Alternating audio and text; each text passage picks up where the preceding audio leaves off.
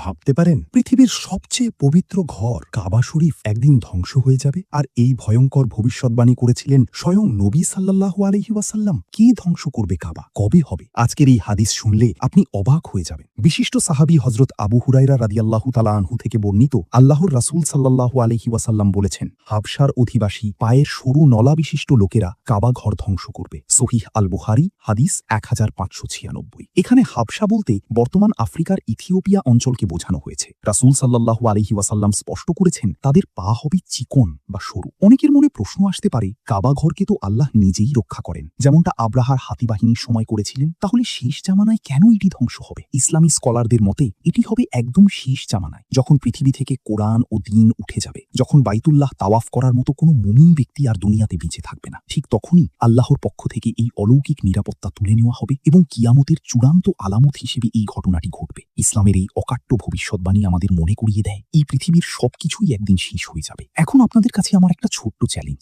আপনারা কি বলতে পারবেন রাসূলুল্লাহ সাল্লাল্লাহু আলাইহি ওয়াসাল্লামের আরেকটি হাদিস অনুযায়ী এই কাবাঘর ধ্বংসকারী ব্যক্তির নাম বা উপাধি কি হবে? জানা থাকলে এখনই কমেন্ট বক্সে লিখে জানান। দেখি কার ইসলামিক জ্ঞান সবচেয়ে বেশি। ইসলামের এরকম নিখুঁত ভবিষ্যৎবাণী এবং অজানা ইতিহাস সম্পর্কে আরও জানতে আমাদের এই পেজ বা চ্যানেলটি এখনই ফলো বা সাবস্ক্রাইব করে সাথেই থাকুন এবং ভিডিওটি শেয়ার করে অন্য মুসলিম ভাই বোনদের জানার সুযোগ করে দিন। আল্লাহ আমাদের ঈমানকে হেফাজত করুন, আমিন। দেখা হচ্ছে পরের ভিডিওতে। আসসালামু আলাইকুম ওয়া রাহমাতুল্লাহ।